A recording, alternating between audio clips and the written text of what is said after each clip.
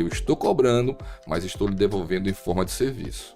É uma das minhas características que as pessoas me chamam de louco, de disponibilizar o meu telefone para toda a população de São Cristóvão. Eu tenho a obrigação de dar publicidade aos meus atos. A multa da SMTT, que dá para o senhor tirar, eu sou seu amigo, eu votei no senhor, eu quero votar no senhor. Se eu aceitar aquilo ali, eu estou dizendo, eu sou ladrão. É o chamado turismo de experiência. Sim. Aracaju investiu e arrecadou. E São Cristóvão está preparada para gerir aquilo ali? Está preparada, sim. Ele dizia bem assim, política é ciência e arte.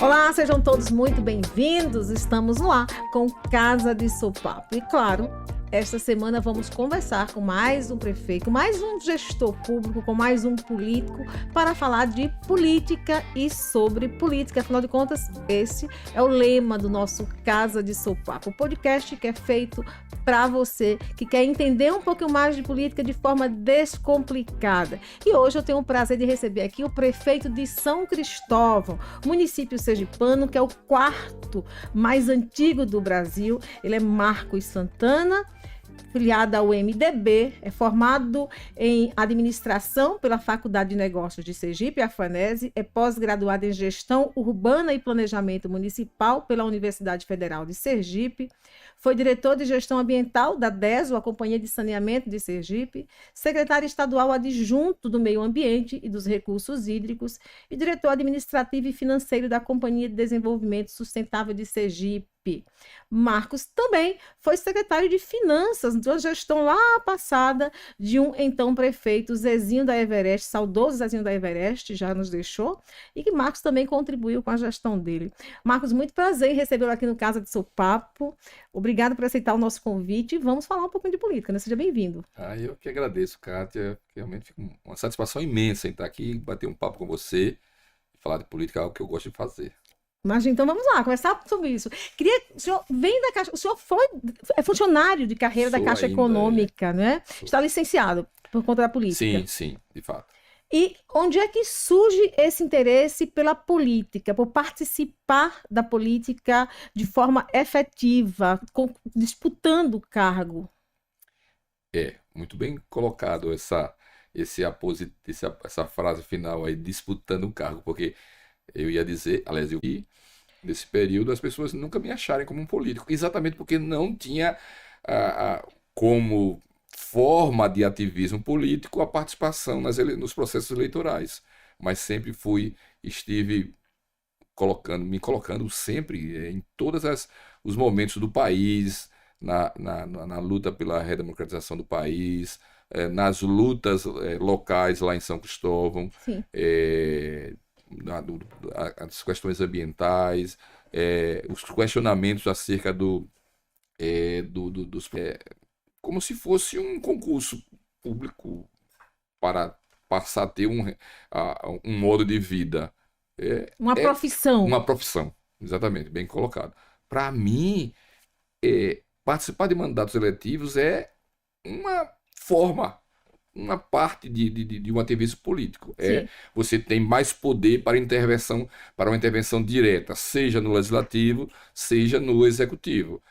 No legislativo, como forma de fiscalização, como forma de estabelecer debates políticos, e no executivo, como forma de intervenção mesmo na vida das pessoas, né? Porque você ser um executivo, seja ele municipal, estadual ou federal, você tem o poder de estabelecer, além de estabelecer regramentos, porque você tem a prerrogativa de encaminhar para a Câmara de Vereadores, no caso, regulação da vida, e também a intervenção na vida das pessoas, no ponto de vista de que você faz com que executa obras ou estabelece obras que mudam a vida das pessoas.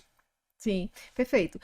Quando a gente pensa em política, o senhor deve ter ouvido muito isso, né, como político, na estrutura política de poder, né, todo político é ladrão. E aí nós nos deparamos também com uma população que tem esse mesmo viés corruptível, Na verdade, uma coisa alimenta a outra, né? Alimenta a outra. Pronto, é uma cadeia, É uma né? cadeia. E se existem políticos ladrões, Há, porque existem... há interesses, os interesses aí são, infelizmente, comuns. Como é que o senhor lida com isso? É difícil, é muito difícil. Mas eu lido assim, por lhe dizer muito simplesmente. Não adianta eu dizer que não sou. Não adianta eu falar que não sou. Eu tenho que fazer.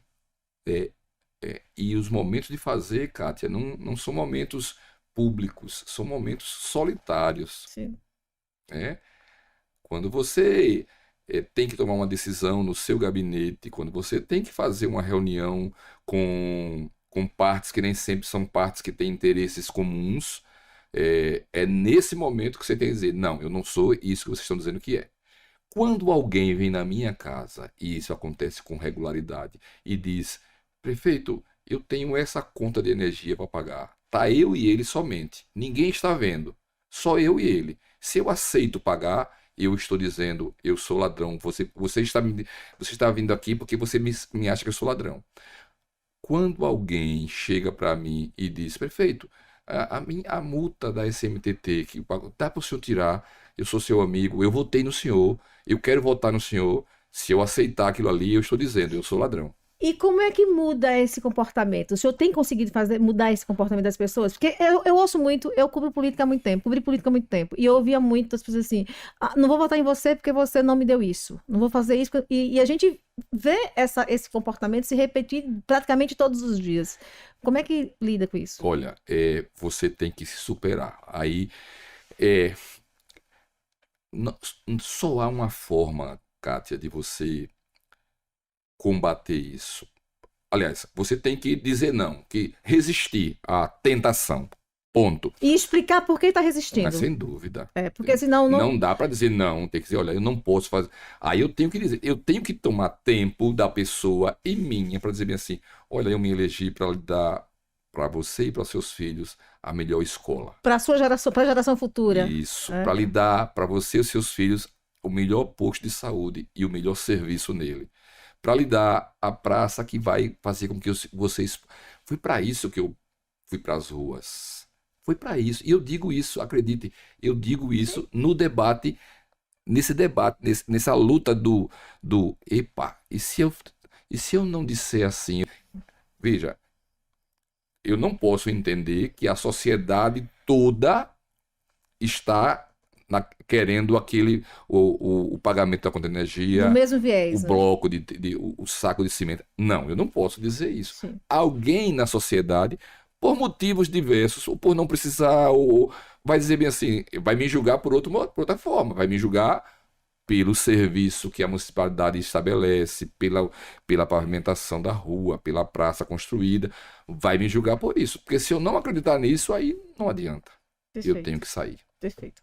O senhor é funcionário da Caixa de Carreira, Caixa Econômica Federal de Carreira, está licenciado para a função pública, como Sim, prefeito, sim. né? Quando o senhor decidiu sair da Caixa, certamente numa situação muito mais confortável do que a de prefeito, deve ter ouvido muita história em casa dos amigos, esse maluco vai fazer o que na prefeitura como a São Cristóvão, uma cidade, apesar da história de São Cristóvão, uma cidade pouco próspera, né? Com Como é que é isso? histórico Muito infelizmente, negativo, com página crises policial, verdade. institucionais, com crises políticas, tudo isso. Como é que foi isso? Bom, eu quero dizer que bem antes dessas crises, eu já assumi, eu já aceitei, né? Eu deixei a Caixa pela primeira vez em 2006, em final de 2005, dezembro de 2005, convidado pelo prefeito Zezinho para ser o secretário de governo dele.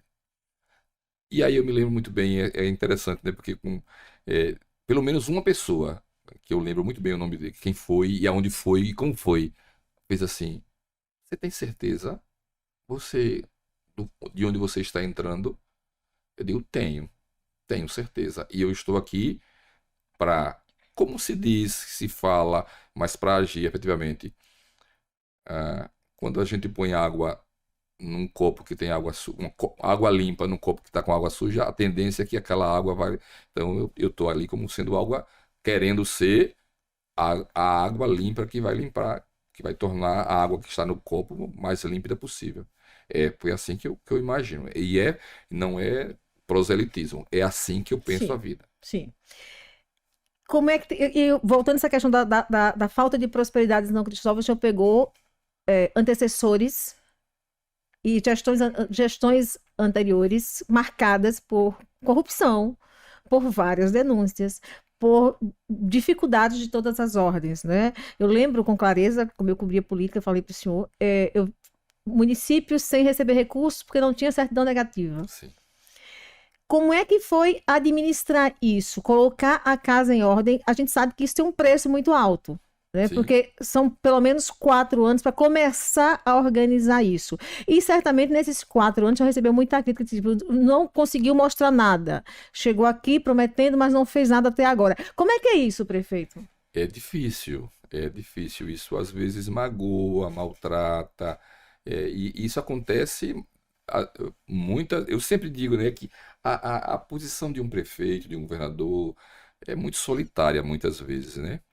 Um líder é muito solitário, né?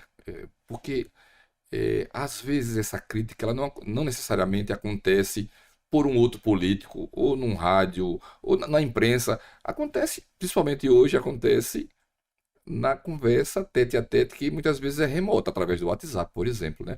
E eu tenho é uma das minhas características que as pessoas me chamam de louco, de disponibilizar o meu telefone para toda a população de São Cristóvão. O seu pessoal? O meu pessoal. Eu tenho 2 telefones.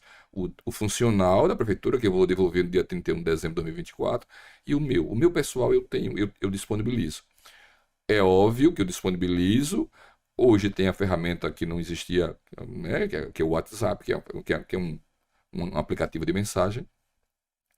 E eu costumo responder as mensagens que eu entendo que o questionamento foi respeitoso, por mais crítico que tenha sido, né? E aí, eu acho que tudo isso, esse comportamento é o que é parte, Kátia, desse processo de aprendizagem, né, que eu me imponho fazer, de dizer-me assim, olha, é uma forma diferente, não sei se é a melhor, não estou dizendo que é a melhor, mas a minha forma é a forma diferente. Quando eu me reelegi, eu deixei muito bem claro, eu disse, olha, o que foi reeleito, o que a população de São Cristóvão disse foi o seguinte: eu aprovo a maneira que ele está dirigindo a cidade. Necessariamente, alguém pode dizer assim: olha, eu não aprovo aquela obra ou aquela medida, mas eu aprovo a maneira. É isso que eu quero acreditar. A maneira de dizer não ao pedido de pagamento da energia, da água, ao pedido do saco de cimento, essa é. Veja, eu tenho que colocar tudo isso Sim. né? Ela é sucumbida com as ações práticas. Perfeito. Então, é a minha luta. Ações práticas do executivo equilibram, né? Sim. Porque eu não vou ter. Eu acredito, eu sou um homem, eu sou um gestor e um homem que eu acredito muito. Você conheceu muito bem um político que já nos deixou, chamado Rosalvo Alexandre. Ele dizia bem assim: política é ciência e arte. Eu posso não ter a arte, porque a arte é dom, é vocação, mas a ciência eu busco nela, né?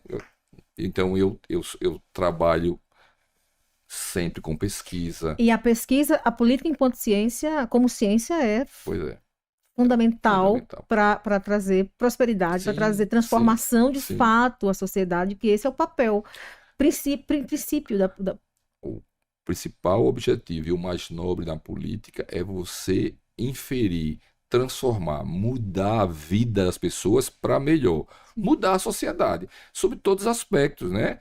Quando um prefeito, e eu tenho muita consciência disso, eu não posso ser apenas julgado como um prefeito obreiro, aquele que fez obra. Eu tenho que ser julgado, ou eu me esforço para chamar atenção para as minhas medidas de regulação da sociedade. Olha, eu encaminhei um determinada projeto de lei que vai regular determinado comportamento aquilo que me couber, claro, no município. Isso, eu tenho que ser julgado também por isso, né? Sim. Não apenas, eu tenho que ser julgado na hora que eu digo, olha, toda todo o mecanismo, todo da administração pública está disponível à sociedade na forma de, não somente na forma de lei federal, mas na forma de lei municipal. Eu estou dizendo aí, façam isso, está à sua disposição. Então, porque senão é até confortável para qualquer gestor. Num momento de crise em que eu não tinha disponibilidade financeira para fazer essa ou aquela obra, eu vou ser considerado como um mau gestor. E não, isso não é verdade absoluta. Você pode ser um bom gestor e estar atravessando um problema conjuntural, uma relação política com o governo do Estado, com o governo federal. Aí, então a gente tem que se preparar para isso. Sim, sim. E quando a população acompanha esse processo, né, ela tem a educação de acompanhar, porque não é só informação, porque a informação tem aí a vontade, Sim. mas falta às vezes a disposição, a educação para fazer com que isso seja uma rotina. E você educa na medida. Você educa, é muita presunção. Você contribui com a educação na medida que você disponibiliza, abre as portas, escancara. E aí eu faço isso com muita vontade, né? Olha, as portas estão abertas. E aí eu tenho a obrigação de dar publicidade aos meus atos. Está lá na Constituição, né? Artigo 5º, se eu não me engano, Sim. não sou do direito, mas tá lá, olha, o princípio da publicidade. A publicidade que está dita na Constituição não é a de fazer, de dizer aquilo que você não faz, mas é dizer aquilo que você faz efetivamente. Sim. Na medida que você abre, que você possibilita essa interlocução com a sociedade, aí você está contribuindo para o processo de educação e está, de certa forma, se protegendo. Sim, sim. Eu nunca perco de vista essa possibilidade de proteger a mim como pessoa física. Protegendo como? Eu me abro, me escancaro, porque aí ninguém pode. Então eu não posso. Isso é um esforço do ser humano, do cidadão. Olha, eu tenho que me esforçar para aquilo que eu fizer em 4 paredes. Eu não posso fazer nada em 4 paredes que eu não possa fazer em praça pública. Na hora que eu fizer isso, eu estou correndo risco. Sim. Entendeu? E risco, sobretudo, aqui, né? Sim, Interno, né? A guerra aqui começa dentro, sim, né? exatamente. A vergonha começa Exatamente. dentro, né? Prefeito, quais são os principais desafios de São Cristóvão? O município é relativamente grande, uma receita ainda um pouco parca, Sim. né? Quais são os principais desafios, gargalos administrativos? Bom, para corroborar com essa sua afirmação na introdução da sua pergunta, São Cristóvão, quando eu assumi em 2017, ele era, dos 75 municípios sergipanos, o último colocado em receita per capita. Ou seja, quando você pega toda a receita dele, que à época era sempre o orçado para receita e despesa em 2017, aquilo que foi deixado para mim pelo meu antecessor, era, eu lembro bem, 103 milhões e 500 mil reais.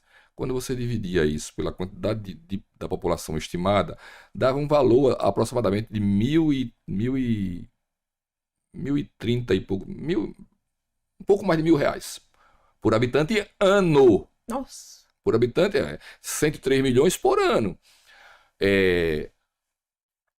Então, é uma medida que você tem, porque, por exemplo, se você pegar o município de Santa Rosa de Lima, se você pegar a receita dele e dividir pela população, vai dar um valor que dá acima de R$ 5.000 por habitante ano.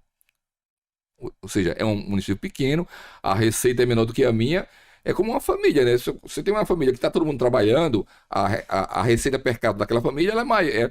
Você tem uma outra que o cara pode ganhar até bem, mas um só trabalhando e uma família grande, vai ter a receita per capita pequena. Então, isso corrobora com aquilo que você afirmou aí. Então, eu acabei divagando em relação à segunda parte da sua pergunta. Tá, quais são os gargalos? Bom. Nós precisamos, e os grandes desafios, o meu grande desafio, Kátia, que eu me imponho todo dia, é fazer com que a gente amplie a nossa arrecadação própria.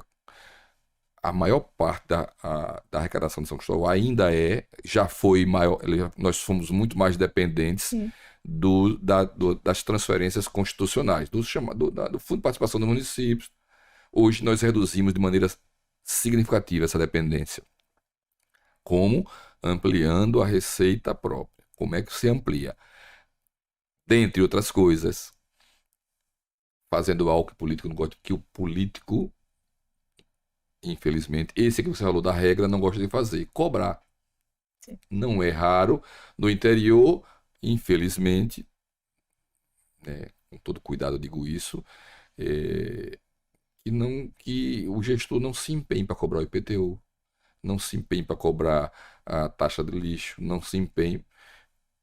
Eu digo o seguinte, eu me empenho para cobrar todos os impostos e não tenho vergonha de cobrar. Sim. Agora, eu preciso dizer para o meu cidadão, para a minha cidadã, eu estou cobrando, mas estou lhe devolvendo em forma de serviço. Então, nós precisamos aumentar cada vez mais a arrecadação própria. E em relação ao empreendedorismo local, há formas de estimular isso? Nós precisamos investir em turismo. E estamos fazendo isso com muita vontade, fazendo em infraestrutura turística. Então, por exemplo, nós temos no Povoado Pedreiras um local de turismo ecológico, turismo náutico e turismo gastronômico, que nós pavimentamos com recursos uma rodovia de 5 quilômetros. Era um povoado que tinha uma rodovia que não existia. Nós já estamos atraindo. Hoje nós já temos lá um volume de empregos muito maior do que tínhamos há 5 anos atrás, e todo ele voltado para a gastronomia. São bares e restaurantes às margens do rio Vaza Barris. Para que você se situe, o Povoado Pedreiras fica a 10 minutos de barco da Croa do Goré, que é território de São Cristóvão. Então, hoje, muita gente que tem barcos, tem manchas no jet ski, no Mosqueiro, ali naquela área, eles estão indo para São Cristóvão, para o Povoado Pedreiras. E não existia essa possibilidade. Nós fomos estimulando e contando também com a ajuda de Sebrae, Senac, todos esses organismos do Sistema S, para fazer a qualificação de quem está na cozinha. Então, se você fosse nesse mesmo bar, esse mesmo restaurante lá nas Pedreiras, há 5 anos atrás, você não ia ter nenhuma estrutura. Hoje você vai lá e você vai ver que as pessoas estão devidamente uniformizadas, com equipamento de proteção individual, todo mundo, porque eles foram treinados para isso. E nós fomos dizendo a ele, foi o município que fez isso. Olha, isso é importante, isso gera valor, agrega valor ao seu comércio. Ele começou a investir próprio. Então, o que era antes apenas um barzinho na beira da maré, hoje é um restaurante famoso. Sim, então esse acesso é só via náutica? Não, e via terrestre também. Então, existe o mesmo local que você pode acessar via terrestre, porque nós construímos uma rodovia, e via náutica, tá? Perfeito. Da mesma forma, lá no centro histórico da cidade, nós fizemos todo um processo de qualificação, de dizer para as pessoas, de pegar na mão mesmo, dizer, olha, é importante que você pinte a sua padaria. É importante, o nosso pessoal, e aí eu gosto sempre de dizer dar esse exemplo, de pegar na mão e dizer, olha, você tem uma padaria e você está vendendo, por exemplo, perfume e desodorante. Então vamos separar um pouquinho, né? Na verdade é quase uma delicatessen, né? Mas, olha, não dá para juntar com pão, nem com... Vamos botar aqui um pouquinho para cá. Tá? Então, todo esse processo está sendo feito hoje lá. É uma capacitação, de certa forma. Né? Não, estamos fazendo nós estamos investindo muito em publicidade desse viés turismo de São Cristóvão através de redes sociais, Então, nós... agora mesmo, se você acessar as redes, tem eu não sei como é que se dá, eu acho que é influencer, mas na verdade ele é um jornalista exclusivo da área de turismo, chamado Matheus Boa Sorte. Então, nós adquirimos espaços, foram feitos 3 programas mostrando toda a potencialidade de São Cristóvão, e sobre todos os aspectos do turismo ecológico, do turismo do cultural, religioso. Do turismo religioso, dizer, olha, Irmã Dulce, ela viveu aqui durante 18 meses, em 1933. Tudo isso foi contado com esse viés de atração do turismo. E todo o comércio local está sendo capacitado para receber e receber bem o turista. Da mesma forma, quando a gente investe na realização de um festival de artes, nós estamos dizendo, olha, isso aqui não é apenas aliás, não é apenas não, isso jamais é uma festa de interior, isso é a geração de um ambiente de negócio na cidade, sobretudo um ambiente de negócio. Eu fui agora, eu estava até contando isso com o meu colaborador, eu fui agora fui em Campos do Jordão, mas não fiquei em Campos do Jordão, fiquei numa cidade chamada Santo Antônio do Pinhal, fica a 25 quilômetros de Campos do Jordão, uma cidade centenária, num chalé no meio do nada, sabe? Mas extremamente movimentada do ponto de vista turístico. O que tem na cidade?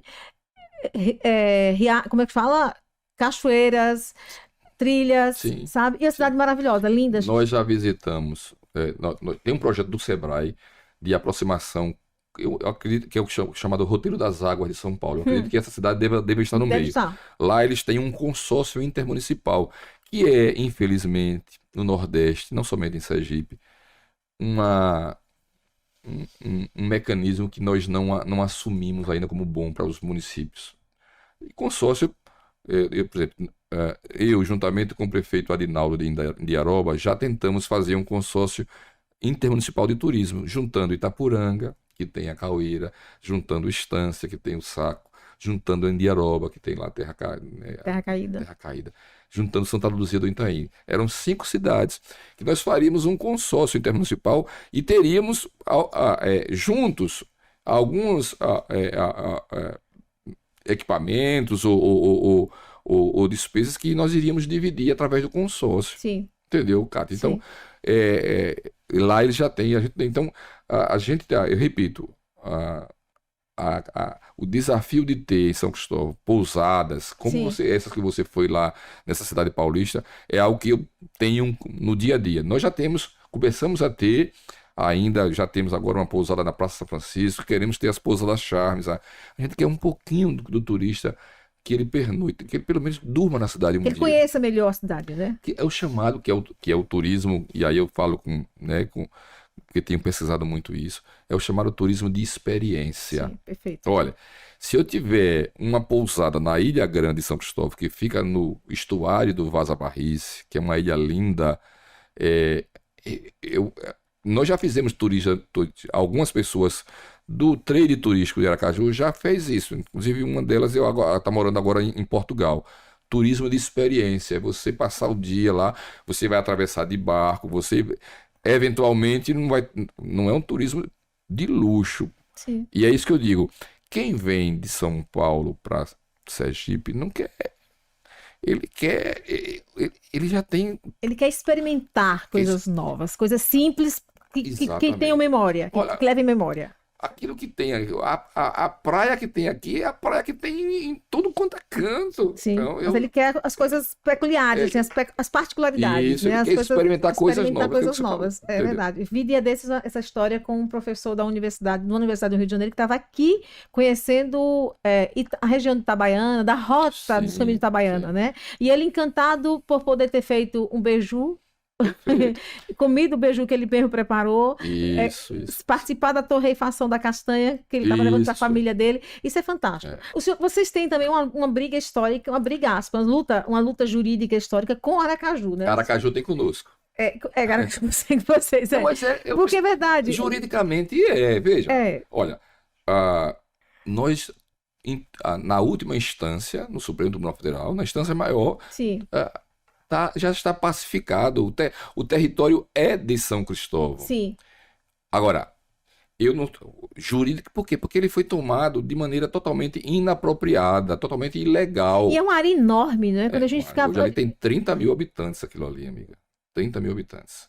Você está falando da zona de expansão. Sim, mas aí tem aquela... Na verdade é um triângulo, né, que nasce... Tem Jabutiana, tem ali uma parte Jabutiana, Santa pequena Lúcia. Da Jabutiana, uma parte pequena ali, pequena, porque é uma faixa, na verdade, ela começa estreita e ela vai se alargando à medida que vai chegando para o sul. Né? E chega a zona de expansão, que é a maior parte. Aí quando chega no sul, chega no Mosqueiro, toda a parte. Assim, para que você se situe, se você descer a rodovia dos Náufragos, do lado direito dela todinho, do lado direito, entre a rodovia e o rio, É São Cristóvão. Sim, São Cristóvão. sim, sim. Tá? Eu moro ali. Então, pronto. Então, Morada dos Rios, tudo aquilo ali é São Cristóvão. E é efetivamente. Agora, Marcos, não me venham com essa história. Eu acho a tentativa de desqualificar não é a minha. A capacidade de gestão. Capacidade de gestão. Sim. Não pode. Se São Cristóvão não está podendo com os problemas dele, porque vai poder com esse. Não, porque Aracaju já investiu, eu sei, mas já arrecadou.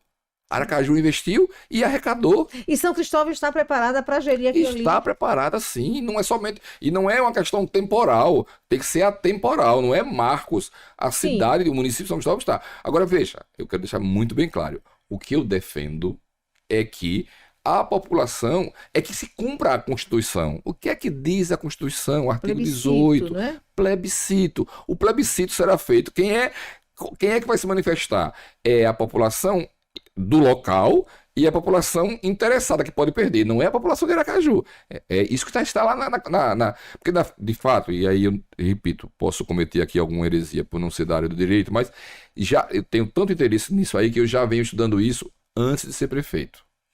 O meu trabalho de conclusão de curso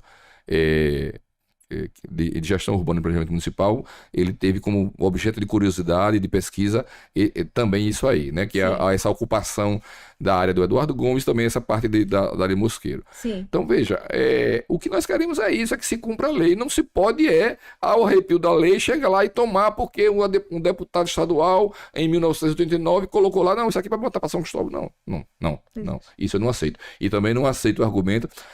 Recentemente, uma decisão que nós entendemos que não se que não vai prosperar, porque não pode, uma decisão de segunda instância não pode ser maior do que a de terceira instância. Sim. Então nós respeitamos, mas já estamos entrando com os devidos instrumentos para aí o que é que essa decisão versou sobre que o município de São Cristóvão havia legislado sobre limites. Nós não fizemos isso. O que nós fizemos, e nos orgulhamos disso, porque Aracaju não tem ainda, o plano diretor está sendo cobrado, nós revisamos o nosso plano diretor, construímos um novo plano agora em 2019.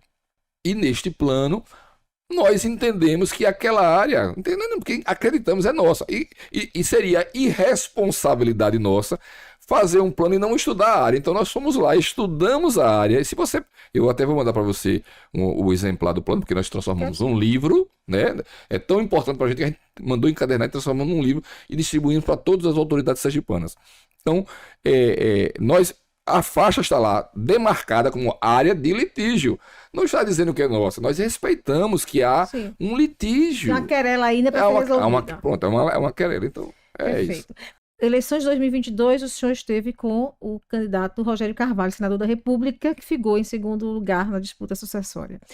Eleito Fábio Mitidieri, qual é a relação do município e do prefeito Marcos Santana com o governador do estado? Do prefeito, de maior respeito possível, de reconhecimento da vitória do governador. Inclusive fiz isso nas redes sociais, ainda na noite do dia 2 de outubro, no dia 30 de outubro, no segundo turno, quando reconhecendo a vitória em contexto. E essa relação político-administrativa, como é que fica? Veja, precisa ser, não pode, veja, essa relação não pode ser, seja ela quais motivos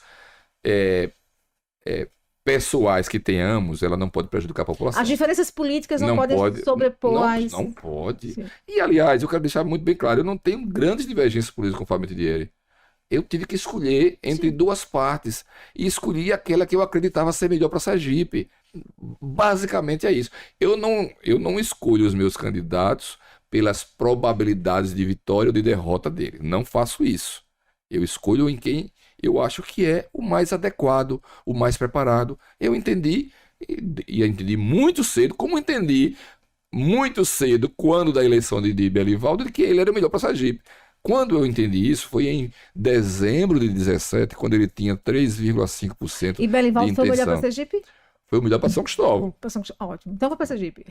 Para São Cristóvão, eu não tenho o que reclamar dele. Perfeito. Ele reconstruiu a João Babial, que é importante para a segurança, para o conforto e para o turismo de quem trafega nela. Ele reconstruiu o acesso da BR-101 ao centro histórico. Ele está fazendo um novo acesso da BR-101 à Rita Cacete pelo sul. Ele fez reformas em colégios fundamentais, em ampliação de colégios. Então eu não tenho o que reclamar. E ao dizer isso, quero dizer que eu não escolho. Uma coisa é o governo de Belivaldo, outra coisa é quem ele escolheu. Eu me reservo o direito de dizer, meu governador, muito obrigado, mas esse candidato que o senhor escolheu, eu prefiro não votar, eu prefiro esse aqui. É só o que eu disse publicamente. Perfeito. Mas aí, estando eleito governador, agora mantém uma relação pacífica, administrativa necessária para que haja uma prosperidade maior, mais profícua possível para o morador de São Cristóvão. Né? É óbvio que politicamente ele até pode ter objetivos que não sejam do meu interesse, mas eu vou respeitá-lo como governador, vou buscar sempre que for necessário para o São Cristóvão, e se porventura eu não acredito que isso vai acontecer, houver alguma retaliação pelo fato, eu vou publicamente dizer isso. Perfeito. Prefeito, muito obrigada por sua participação aqui no Casa do Seu Papo. Terminou já. Terminou, tá vendo como foi leve o papo? sem muito só papo. Só papo. Foi só papo mesmo, muito gostoso, papo gostoso. Muito obrigada mais uma vez, viu? A casa está à disposição para quando quiser voltar e falar mais de São Cristóvão, da sua gestão e, claro, de futuro político aí, que eu sei que deve ter aí caixinhas de surpresas futuras. Não? No início eu falei que a minha atividade política ela não depende de mandato eletivo. Sim. Continuarei pensando assim. Não necessariamente através de mandato, mas nunca deixarei de agir de militar. Perfeito. Se quiser fazer um programa número 2 sobre São Cristóvão, a gente faz. Vamos fazer um programa sobre São Cristóvão. Grande abraço. A você, muito obrigada pela companhia. A gente volta a se encontrar na próxima quinta-feira em mais um episódio aqui do Casa de Seu Papo, o seu podcast de política e sobre política. Não esquece de nos acompanhar aí nas nossas redes sociais. É só pesquisar Casa de Seu Papo no TikTok, no Instagram, no Facebook, Twitter e YouTube. Assim você fica sabendo de tudo o que está acontecendo no mundo político, é claro. Abraço, tchau, tchau.